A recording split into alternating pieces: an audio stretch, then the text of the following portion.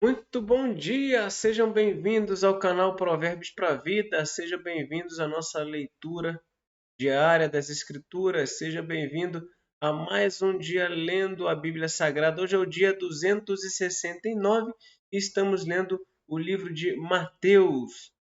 Infelizmente, hoje eu também não vou poder cumprimentar cada um dos meus queridas irmãs e irmãos, porque é um vídeo gravado, né? Como eu já expliquei aqui, o horário de 7h45, onde eu estou, a internet não funciona direito. E para evitar eu passar sufoco, um dia antes a gente grava aqui direitinho para estar tudo direitinho, tudo organizado, para que a gente não possa falhar na nossa leitura diária, né? Todo dia recebendo esse alimento da palavra de Deus. Vamos então comigo ler hoje Mateus 26, uma leitura de um único capítulo, mas também um capítulo de 75 versículos, né? Muita coisa.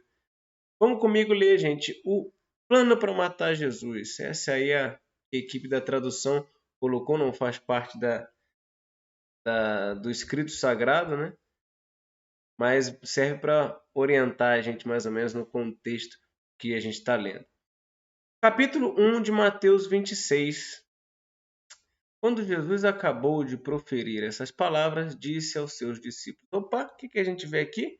O fim de um marcador de discurso, né? Quando Jesus acabou de proferir essas palavras, estão aí marcando o final de um discurso, de um bloco de discurso, assim que Mateus vai dividindo seus livros. Depois, quando chegar em Mateus 28, vocês vão entender por que eu dou tanta ênfase nessa marcação aí. Vocês sabem que daqui a 2 dias será celebrada a Páscoa e o Filho do Homem será entregue para ser crucificado. Então os principais sacerdotes e os anciãos do povo se reuniram no palácio do sumo sacerdote chamado Caifás e deliberaram prender Jesus à traição e matá-lo. Mas diziam: não durante a festa, para que não haja muito tumulto entre o povo. Olha só, que no meio da festa de Deus, da adoração, olha o que eles planejavam. Quando Jesus estava em Betânia, na casa de Simão, o leproso, aproximou-se dele uma mulher, trazendo um frasco feito de alabastro com um perfume precioso, que ela derramou sobre a cabeça de Jesus, dando ele à mesa. Vendo isso, os discípulos ficaram indignados. Disseram: para que esse desperdício? Esse perfume poderia ter sido vendido por muito dinheiro para ser dado aos pobres. Mas Jesus, sabendo disso, lhes disse: vocês estão incomodando essa mulher. Ela praticou uma boa ação para comigo. Os pobres estarão sempre com vocês, mas a mim vocês nem sempre terão. Porque derramando esse perfume sobre o meu corpo, ela o fez para o meu sepultamento. Verdade lhes digo que onde for pregado em todo o mundo esse evangelho, também será contado o que ela fez, para a memória dela. E exatamente essa profecia de Jesus, é exatamente o que está acontecendo neste momento. Né? Então um dos 12, chamado Judas Iscariotes, foi falar com os principais sacerdotes. Ele disse: quanto me darão para que eu o entregue a vocês? Passava na cabeça desse homem, né? E pagaram-lhe 30 moedas de prata. Desse momento em diante, Judas buscava uma boa ocasião para entregar Jesus. No primeiro dia da festa dos pães sem fermento, os discípulos vieram a Jesus e lhe perguntaram: onde quer que façamos os preparativos para que o Senhor possa comer a Páscoa? E ele lhes respondeu: vão até a cidade, procure certo homem e digam: o mestre diz: o meu tempo está próximo. É em sua casa que celebrarei a Páscoa com os meus discípulos. E eles fizeram como Jesus lhes havia ordenado, prepararam a Páscoa. Mais ou menos como Jesus mandou eles pegarem a jumentinha e o jumento, né? Ao cair da tarde, Jesus pôs-se à mesa com os 12 discípulos. Enquanto comiam, Jesus disse: em verdade lhes digo que um de vocês vai me trair. E eles, muito entristecidos, começaram um por um a perguntar-lhe: por acaso seria eu, Senhor? Jesus respondeu: o que comigo põe a mão no prato, esse vai me trair. O Filho do Homem vai, como está escrito a seu respeito. Mas ai daquele por quem o Filho do Homem está sendo traído. Melhor seria para ele se nunca tivesse nascido. E Judas que compartilhava ali do mesmo prato, botava a mão no mesmo prato, o que significava uma comunhão íntima ali entre ele e Jesus, né? E aí, então Judas, que o traía, perguntou: Por acaso sou eu, mestre? Jesus respondeu: Você acabou de dizer isso. Foi nesse momento em que todos perceberam, né? Enquanto comiam, Jesus pegou um pão e, abençoando, partiu e deu aos discípulos, dizendo: Tomam, comam, isto é o meu corpo. Esse sinal que nós fazemos na nossa ceia, né? Em memória do corpo e do sangue de Cristo, é o sinal da nossa aliança. A seguir, Jesus pegou um cálice e, tendo dado graças, o deu aos seus discípulos, dizendo: Bebam todos dele, porque isto é o meu sangue, sangue da aliança, amado em favor de muitos para a remissão de pecados. E digo a vocês que desta hora em diante nunca mais beberei deste fruto da videira, até aquele dia em que beberei com vocês o vinho novo no reino de meu Pai. Então, Jesus se referindo à sua morte, entregando os elementos do que hoje a gente chama ceia, né? Perceba que somente lá em Coríntios que Paulo vai nos ensinar que Jesus disse: façam isso em memória de mim.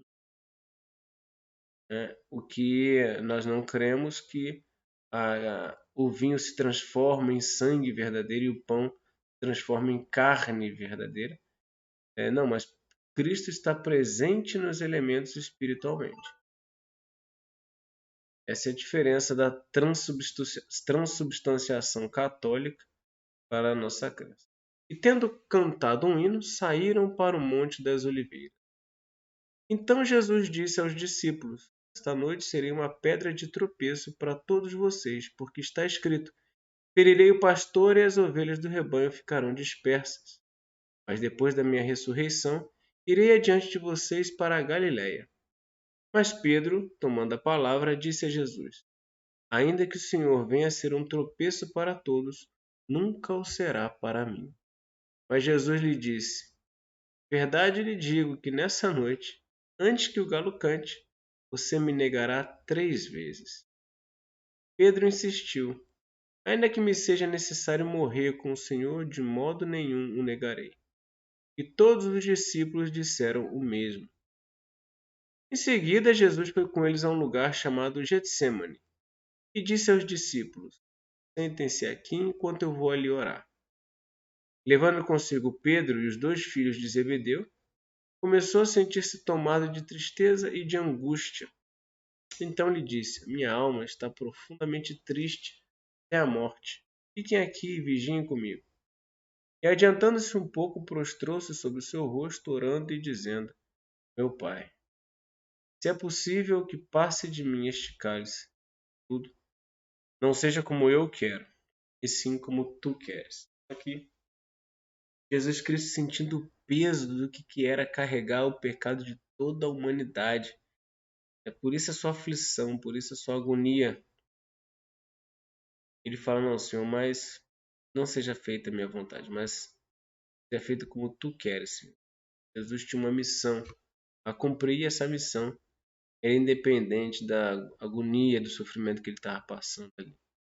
E voltando para os discípulos, achou-os dormindo e disse a Pedro: Então nem uma hora vocês puderam vigiar comigo? Vigiem e orem, para que não caiam em tentação.